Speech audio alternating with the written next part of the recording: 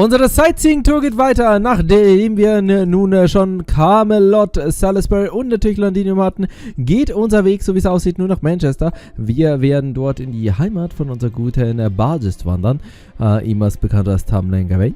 Doch das wird natürlich interessant werden. Sie hat ja hier doch ihre freundlichen Züge hier bewiesen, aber ob wir jetzt 100% vertrauen können? Ich kann es nicht nach dem Gacha. So oder so, liebe Leute, sind wir inzwischen schon in Kapitel Nummer 17 von Avalon le Fae, Manchester. Und lassen wir uns mal überraschen, ob es uns hier gelingt, auch mit der guten Dogo-Dame zu verhandeln. Gloucester lassen wir uns den Fährenball auch und genießen unsere neuen Klamotten. Percival, we're back! Hello everyone, I'm glad to see you are safe and sound. Wollen wir mal erwähnen, dass wir deine Schwester getroffen haben? Congratulations on another job well done, Arthur Maxi. I think everyone in Britain must have heard the bell of pilgrimage ring. As your exclusive Knight Rider, I too couldn't be happy about this latest success. On a different subject, did you happen to pick me a souvenir? I don't know if you remember this, but it was not easy feat for us ferry horse to transport you from Londinium to Gloucester, only half a day. Of course, ihr seht, Leute, es ändert sich immer der Schmetterling auf seinem Finger. Remember, here you go, O2 in a one hair restore and suntan oil. I found it a shady looking hole in the wall. It's just one of many different magecraft trinkets being sold there. Now, thanks to Arthur's previous escapade. Hair restorer? For a horse? There's no need to hide it. I already know you're a fashionable fairy who cares a great deal about his appearance. Be honest, aren't you itching to change your look now that Artoria's done the same? You're a great fairy, Oberon. A shady looking hole in the wall, you say? Sounds like a perfect place for me. Oberon hyped you.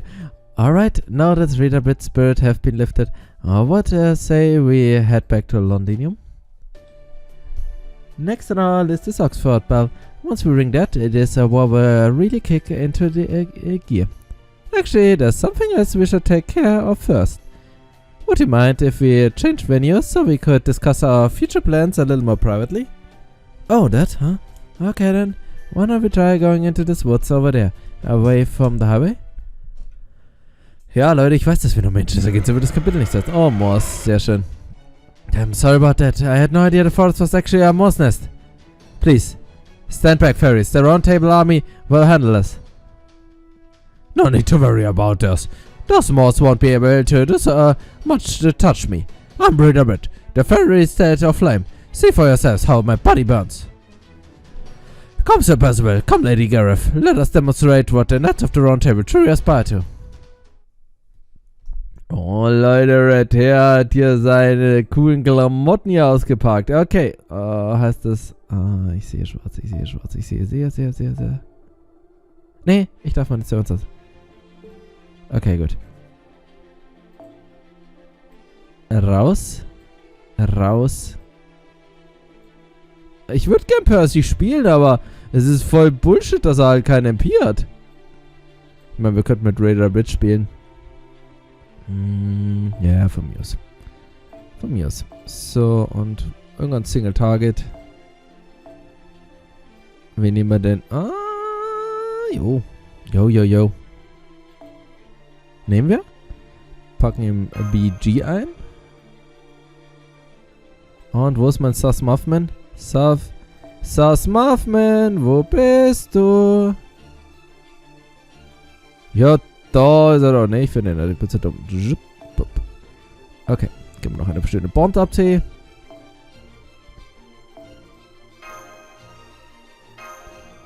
So, Redabit kümmert sich nämlich dann um die erste Welle. Und dann schauen wir mal, ob mein guter Leo Chauvin das kann, was das beweist, was er hier drauf hat. Nämlich draufhauen, liebe Leute. Ob er das kann? Ja, bitte schon. So, Redabit ist hier definitiv mit Style hier nun aufgetaucht. Und den hat er jetzt. Hat er seine Haare einfach gefärbt. Finde ich irgendwie gut, Mann. Alter, er hat kein MP? Verarschst du mich oder was, Spiel? Oh Leute, das Spiel wird langsam echt Bullshit. Warte, ich wollte schnell beenden. Wäre schnell, wenn wir nochmal neu machen würden. Und einen richtigen Servant dafür nehmen würden. Warte mal, ich wechsle den Ritterbrit aus, Mann. Nee, das bringt's nicht, den Versager mitzunehmen. Tut mir leid, Leute. Ich hate diesen dummen Story-Support, Mann. Jetzt haben wir sogar Servants, die nicht mal mehr Skills haben. Weil, wieso sollten wir auch Servants mit Skills haben? Wer denkt sich so Bullshit aus?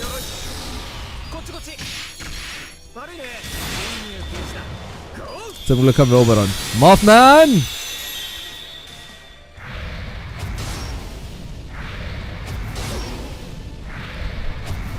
So, passt. Sehr gut, sehr gut, sehr gut. Alles tipptoppi. Oder warte mal, machen wir es anders. So. Den machen wir jetzt nämlich platt. Genau! Ja, können wir ein bisschen Lier-Event spielen. Das gleicht ja fast wieder aus.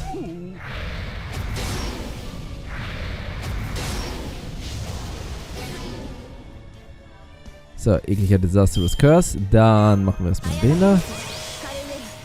So, machen wir den da.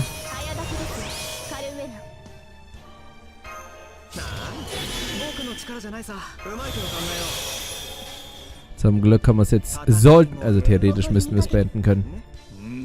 Ich hoffe zumindest. Ey Leute, Mann. 4 Story Support, den man nehmen soll, die wohlgemerkt aber keine eigenen Skills haben.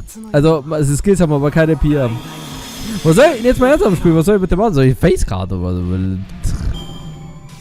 Sterben wir fast noch, oder? Passt. Okay, darf ich drauf haben, bitte? Ich will drauf haben.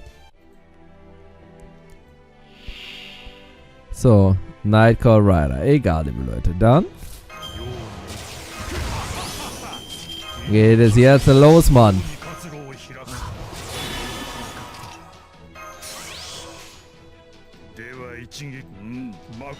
Schauen wir mal, ob eine Faust reicht. Ja, Leute, er ist no second strike. Also, wenn nicht, dann haben wir es falsch gemacht. Tschö, ja, hat sie beliebt. Aber ist nicht schlimm, weil da waren wir unsere Crits, Mann. Tschuck. So. Oh, Old Man muss schlafen. Süß. Weil auch Old Mans dürfen hin und wieder schlafen. Gut. Ey, ich muss heute noch 2 Demonic Enemies bezwingen. So, sehr sinnvoller Fight. Der dummer Fight. So, as I was saying, I was actually thinking of bringing different Bell of Pilgrimage next. We know exactly where Oxford Bell is, and now that Woodwurst is gone, we can bring it anytime. So, I propose that we head to Orkney next. Ooh, interessant. Mong is bound to be watching Oxford right now, which to mean Orkney is ripe for the picking. I see. That's a good point. We will have to make our way to Orkney eventually after all. And since none of the Queen's troops have been deployed here, now would be the best chance. Unfortunately, it's not quite that simple. The Queen will send her army after us the moment we head to Orkney, to say nothing of Nokna-Reba's army in the north. So I think it would be safer to advance the Round Table army up near Camelot, and then have some troops protect us on the way to Orkney. No, if we go there as an army, Nokna-Reba will mobilize her army in response. She's already gone on the record saying she sees the Child Prophecy as an obstacle in her territory as a rebel. Deswegen sollte man sie ja platt machen. So if Arturo makes any overt moves, she have no choice but to get in our way by virtue of her position as queen. But we really don't want to fight the Northern Army Northern Ferries unless we absolutely have to. We need them to on our side to fighting Mong instead. Right, Percival? Arturo? Right. We would like nothing more than to form an alliance with the Northern Ferries. Not as allies in fight against the Queen, but as fellow citizens of Britain. We have tried sending messages to Nokna-Reba several times, but unfortunately she won't even give us the time of a day. I mean, Nokna-Reba does hate humans actually. I don't know if I'd say hate as much as... Well, never mind. That doesn't matter now. Anyway, I agree with Da Vinci. I think the 4th bell I ring should be Orkney's. Once I do that, we can stop by Nokna-Reba's camp on the way home. She would be willing to negotiate with us now. Yeah, you're the Child of Prophecy in both name and deed now. The Chocolate Queen can't afford to ignore you anymore. Okay then, the question, how do you get to Orkney without anyone finding out? What if we went through the Lake district? It's a marshland in North and West Britain, and constantly a militant fog. The terrain is much more treacherous for an army cross, and it's full of moors too. Both Noknariba's army and the Royal Army always keep their distance. It would be a much more dangerous route than taking the highway, but sounds like a good idea to me. Let's do it. Well, but so many people with us. We'd do better off dodging most in an army. I guess that's true. What do you think, Maxie? If it gets us undetected, I'm all for it. I see. Then I guess that's that. Personally, I don't think splitting off from our army is a good idea, but I guess you guys used to moving about a small elite unit. For a team with your skills, the Lake district shouldn't be much of a problem. Good luck. I'll be rooting for you. Huh? You're not coming with us, Oberon? Of course not. The Roundtable army is in the middle of a rapid growth period. Someone has to stay and keep an eye on them. Powering up the Child of Prophecy with the Bells of Pilgrimage is important, of course, but so is improving our army. Personally, I'd like you to come along and command the Roundtable army too, so we can secure Oxford's Bell. I leave Londinium a little tiny unguarded, but if we can occupy Oxford, we arguably won't need it anymore. And once that happens, the Queen's army won't have any more reason to attack there. Then it's settled. Ator, Maxi, Muramasa, Da Vinci, Gareth and Habertot will set out for Orkney's Bell, by the way of the Lake District. Ribbit, would you be willing to help them? I can certainly take them as far as the edge of the Lake District, but I won't be able to bring the wagon in there. So once I have seen all of you off, I'll lay low in Edinburgh and pretend to be wandering all night. You'll be stopping by Edinburgh on your way back from Orkney, right? So I'll run the riff with you there. That sounds perfect. Where have you been hiding all the smarts? Zwar unter seiner Frisur. For that matter, why were you toiling away as our secret wagon horse all this time? You could have had a much more prestigious career under Woodward. Ha! As you can see, I've always had an affinity for the wind, so the Wind Clan of City feels like home to me. We're a bit faster than wind. Alright, Oberon, and I will head back to Londinium. Wait, I'm going with you too. I'm sorry, Artoria. I know this is selfish of me, especially after I declared myself the Child of Prophecy's #1 knight.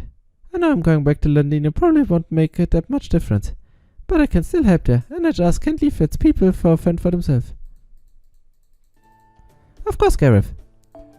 You have nothing to apologize for. I think it's great that you found somewhere to belong. Don't worry about me. With Maxi, Da Vinci, Muramasa, I'll be just fine. Sure, I miss having you around, but it won't be long before we see each other again in Londinium, so let's make sure we've both gotten stronger by time. You got it. In the meantime, I'll be keeping my ears peeled for the ring of the next bell. So. Einmal ein Problem weniger. Also, trennen wir uns, liebe Leute. Ciao, Morphman. Good luck to you, Baron. Right, take care out there. Be warned, there's a ton of ash over on the far shore, and it's also freezing cold out there. And since neither Blanca nor I can cross the ocean, we have no idea what may be going on inside Orkney. Still, whatever you find there, I'm sure it won't be as bad as what you had to overcome in the Russian Lostbelt. Oh, and keep an eye on Artoria. The more nonchalant she acts, the more she's tearing up inside. Yeah, I know. Guess I needn't have bothered warning her. I'm glad she's in good hands. Once we rung the Orkney and Oxford bells, we have to move faster than ever. So in the meantime, I'll do whatever is necessary to find out where the 6th bell is located. After that, it'll finally be time to face Morgan, regardless of how the odds are stacked against us. What's more, something tells me that even defeating her won't be enough to solve all our problems. There's something else in Britain, something cursing every living creature here. Unfortunately, we haven't the least idea what it could be. Remember this, Maxie. We still know almost nothing about Britain's history. If you are lucky, maybe you'll find a clue as to how this world come to be and why it is in Orkney. And if we are really lucky, that clue may just give us the edge we need to defeat Morgan.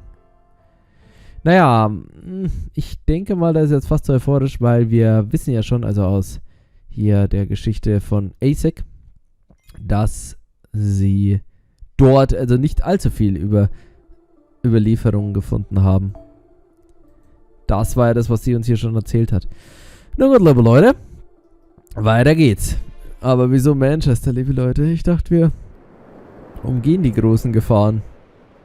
War mal wieder nur hartes Wunschdenken von mir, ich weiß schon. I hear a bell ringing. I hear a voice, my voice, call to me in a dream that hasn't changed once in my entire lifetime. But this is everything we can do for her right now. I think it'll be at least some use. So please, make sure she gets it, okay? Okay, I will.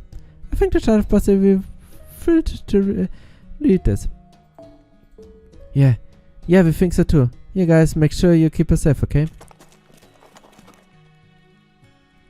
I didn't really want to accept those gifts. It was all junk. Any upper class fairy who saw it would think it was just a pile of trash. But for those fairies who struggled just to make it through the day, it was the most precious treasure. I could see their hopes, their feelings in those gifts, and I could see their future. I saw the hope they were clinging to. I saw the joy in believing in something warm. I saw them tear up from the sheer gratitude of being alive, no matter how hard life was for them. And I saw how they would probably be gone by the next morning.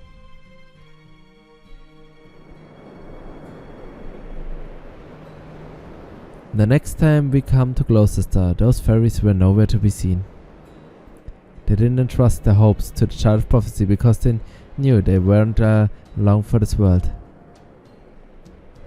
They would have loved to live longer, but they wanted to help the child of prophecy even more, so they gave me the only treasure they had, their lives.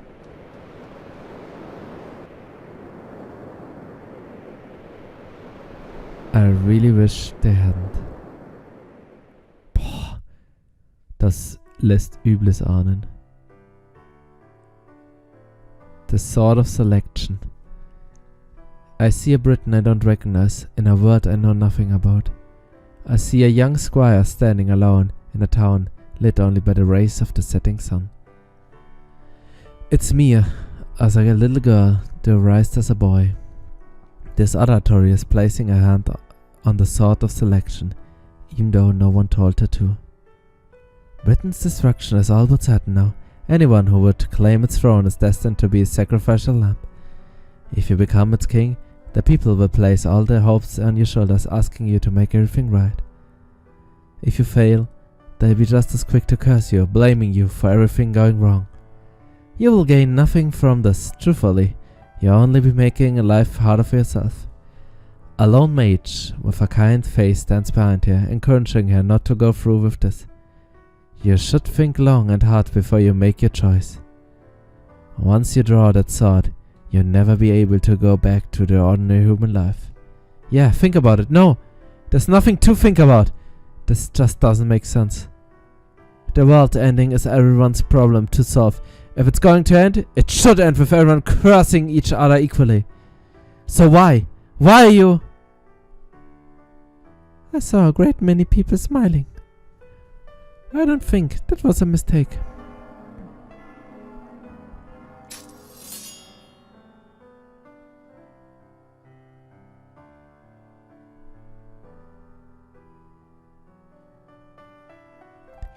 And this was what happened as a result. A pariah to even her own knights and subjects, even after she rebuilt the entire country, crushed beneath the weight of her world's hope without ever knowing joy of her own. All she built come to ruin, and her trusted companions killed each other. Everyone she knew was dead, so she died alone.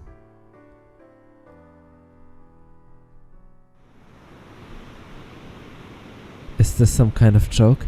It's not funny, it's just cruel. How could you just use her to get what you wanted, and then ignore her forever? How could you forget her, like she was just some story you'd finished enjoying? Why did she have to do all that? Why did she feel like she had to? There was no reason at all for her to become king. It just seemed like she had the power to. I don't understand. I've seen her whole life play out now, and it hardly seems like something to aspire to. Why? Why did it have to be you? Couldn't you have just let someone else do it? The worst thing I could say slipped out of my mouth before I could stop myself. My eyes have quietly turned around to face to me and said, "Perhaps I do think there may have someone else suitable for this role." Then why? Why in the world did you do this? Why? I think you know the answer better than anyone.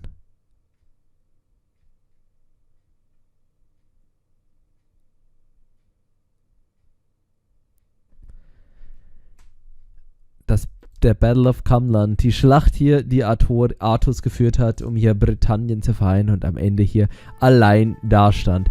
Und so wie es aussieht, wird ein ähnliches Schicksal auch sie erwarten. So wirkt es irgendwie. Also, dass wir am Ende uns gegenseitig umbringen werden, wie auch in welcher Form. Und sie am Ende alleine dastehen wird. We've been heading north on the highway all night. It's almost noon now. At this pace, we should arrive at the entrance to the Lake District yet by nightfall. Just please remember that we're parting ways temporary once we get there. Alright, about that I was actually hoping we could tweak our plans a little and you could head west from here. That's the way to Manchester, right? I want to stop by there before the Lake District. Manchester? Was in barges to Maine? Are you sure about this, Maxie? I'm already suspected as much. You're a dog person too? What about you, Muramasa? What? Is it really that surprising? I just assumed you'd worked out when Da Vinci said she wanted to go to Orkney. Well, I didn't, okay? What about you, Habertot? Did you know? Me? Da Vinci talked to me about it before we got in the wagon. She wanted to know if I'd mind stopping there before Orkney. So even you already knew about this happy cat, but I'm supposed to be the leader. I'm sorry, Artoria, but even if you were on board with this plan, I didn't think you'd be able to keep it to yourself. Barges is technically on the Queen's Tamlin, so I didn't want Percival Oberon to know about this. Good point. Percival wouldn't certainly worry if he knew we were stopping by the enemy territory. And I thought Oberon would have been happy about it either, since she burned down his forest. Manchester is a nice place. It's very unlike Oxford, which is getting more modernized than its restaurants. It's still ideally fairy town, like you see in a story. Fighting maybe against the Roost in Gloucester, but Manchester doesn't need to ban fighting. Oi, neblig hier und staubig in Manchester. The whole town despises it, you see. Really? Even though survival of the fittest is the law of the land here? Haha, don't worry. Marge's take on survival of the fittest isn't quite what you're thinking. You see when you get there. Alright then, Manchester it is. Trust me, it's a lovely place full of peaceful wildlife. There won't be any fighting there whatsoever. I give you the Ritterbrit guarantee. I haven't had such a clear red flag in a while. Das hört sich jetzt irgendwie sehr seltsam an. Wieso soll es hier keine Kämpfe geben? Manchester, Main Street. Das verstehe ich nicht, liebe Leute. Inside a local tavern. Wow, your truth lurker resung. This is awesome. Get him. Was? Hä? Wie? Das war zu erwarten, aber das war echt gerade mal das größte Pokémon Random Battle, was wir jemals hatten. Ich würde mal sagen, wir könnten ja fast mit Mauser mal nehmen. Ja. Ich erwarte auch nicht, dass ich meine eigenen Service mitnehme. Ist alles gut. Aber ich darf immer meine eigene Castoria mitnehmen, oder? Ist das erlaubt Spiel? Und meine Bride. Und wo ist meine Castoria? Packen wir jetzt mal oben rein. Zack. Und wo haben wir Kirschtaria? Und im Hintergrund den guten Napoleon. Klatschen wir noch ein paar Bonsais rein. Einmal. Zweimal. Zweimal sagte ich. Dreimal. Viermal Full Bond hier. Ist natürlich gut, wenn man sich auf seinen Support einfach verlassen kann, dass die das carryen. Ja, mit Mauser. Liebe Leute, der mit Mauser taugt ja auf jeden Fall in den Kämpfen. Deswegen müssen wir ihn mal einsetzen, liebe Leute. Aber trotzdem ist es gerade irgendwie mega random. Wieso kämpfen wir? Hier wird nicht gekämpft. Ich gebe euch die Räder-Bit-Garantie. Niemand wird euch angreifen. Wahrscheinlich wegen der Räder-Bit-Garantie.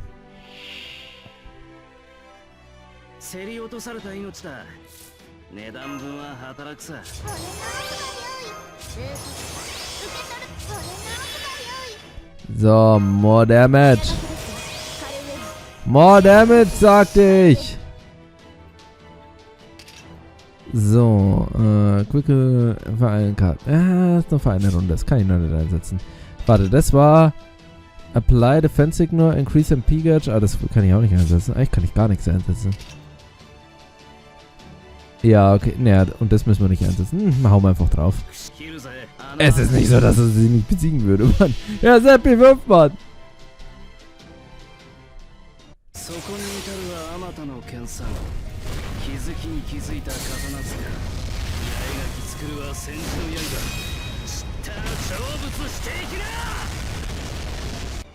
Ja?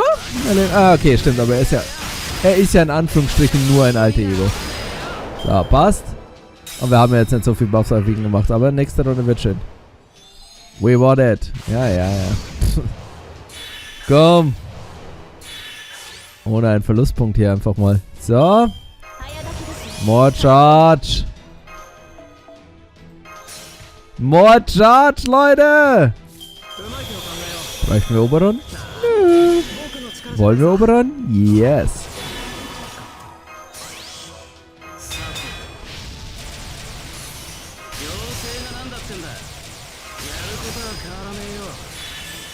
So viele Buffs, liebe Leute. So wenig Zeit. Jo, das können wir tun, aber nur ein bisschen.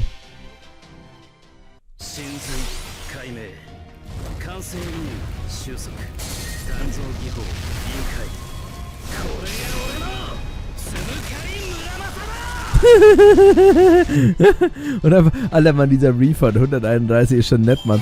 Ist schon richtig nett, Mann. So, und jetzt mit Mauser ruh dich erstmal aus, Mann.